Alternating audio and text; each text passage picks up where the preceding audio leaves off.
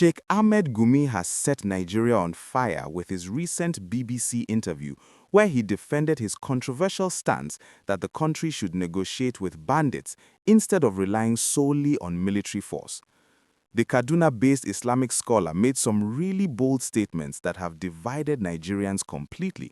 Some are calling him a hero, while others want him arrested immediately. Let me break down what happened and why everyone is talking about this right now. During the BBC interview, Gumi said something very clear. War has failed Nigeria. We have been fighting Boko Haram for 16 years and battling bandits for 11 years, yet there is no end in sight. The kidnappings continue, the killings continue, and communities still live in fear.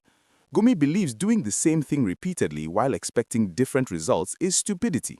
He reminded Nigerians about the Niger Delta militants who caused serious trouble years ago. The government eventually sat down with them, negotiated, offered amnesty, and provided training and financial support.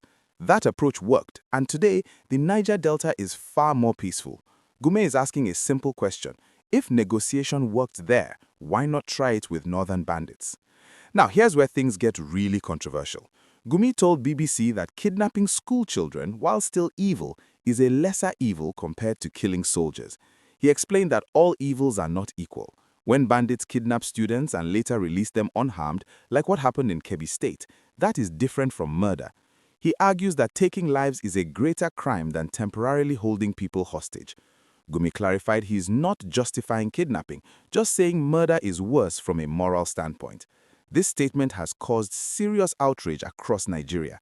Many people feel Gumi is downplaying the trauma and psychological damage that kidnapped children and their families experience. Parents whose children have been abducted say the terror of not knowing if your child is alive, the sleepless nights, and the lifelong emotional scars are not a lesser evil. Critics are asking how a respected scholar can make such statements when children are being pulled from schools and held in forests under terrible conditions. But Gumi is not just speaking from theory. He has actually visited bandit camps in the past with police officers, government officials, traditional leaders, and journalists. These were official trips organized by state governments, particularly Zamfara, where he was invited to help negotiate peace. Gumi says during those visits, he discovered many bandits were willing to drop weapons if the government provided basic amenities like schools, hospitals, markets, and economic opportunities. He describes many as Fulani herdsmen pushed into violence because their traditional cattle-rearing lifestyle has been threatened by farmland expansion, climate change, and government policies.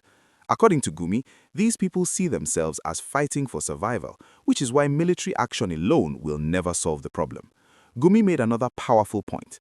The military itself admits that only 25% of dealing with civil unrest involves kinetic action, meaning shooting and bombing.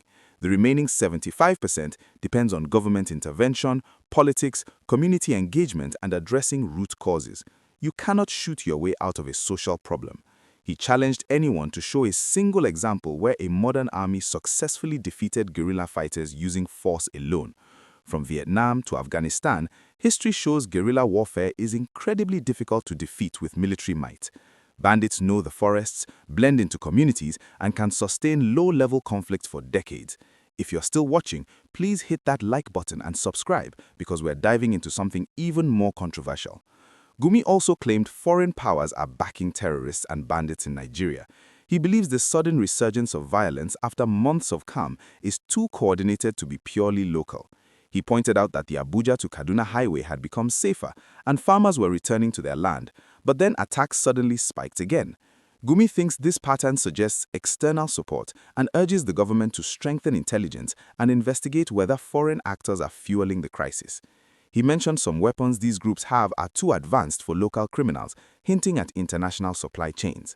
This allegation has forced Nigerians to ask harder questions about who benefits from the chaos and whether the government is doing enough intelligence work. Gumi addressed criticism that he's too sympathetic to bandits. He rejected this completely, saying he's simply trying to understand root causes to find lasting solutions. He compared his role to a doctor who diagnoses illness. People do not accuse doctors of supporting diseases just because they explain how diseases work. Understanding why people turn to violence is the first step towards finding a cure. He insists his role is humanitarian and conflict resolution based, not sympathetic to terrorism. He has not contacted bandits since 2021 when the government declared them terrorists. Before that, his engagements were done openly with government knowledge.